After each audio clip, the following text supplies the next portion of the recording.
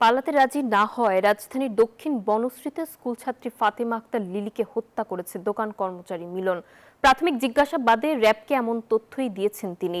সোমবার সকালে র্যাব এক বার্তায় মিলনকে গ্রেফতারের তথ্য নিশ্চিত করেছে। পরে তাকে প্রাথমিক জিজ্ঞাসাবাদের বরাতে এই হত্যার কারণ জেনেছে র্যাব। র্যাব আরও জানায়, প্রাথমিক জিজ্ঞাসাবাদে গ্রেফতার আসামি মোহাম্মদ মিলন মল্লিক জানায় ভুক্তভোগীর সাথে তার সুসম্পর্ক ছিল। তার পরিবার বাসা থেকে গ্রামের বাড়িতে গেলে সে তার সাথে পালিয়ে যাবে বলে জানায়। মিলনের প্রস্তাবে রাজি না হয় এই হত্যাকাণ্ড ঘটায় সে।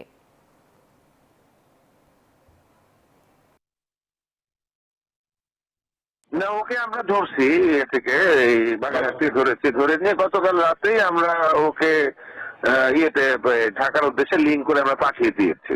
এখান থেকে আমরা আপনার যে ভাঙ্গা মোড় পর্যন্ত আঁকাই দিচ্ছি। আর যেহেতু যে এলাকায় পোস্ট অফ অকারেন্স মানে র্যাব 3 এলাকা, র্যাব 3 এসে আবার মানে মাঝখান থেকে আমরা হ্যান্ড ওভার করে দিয়েছি ওদেরকে।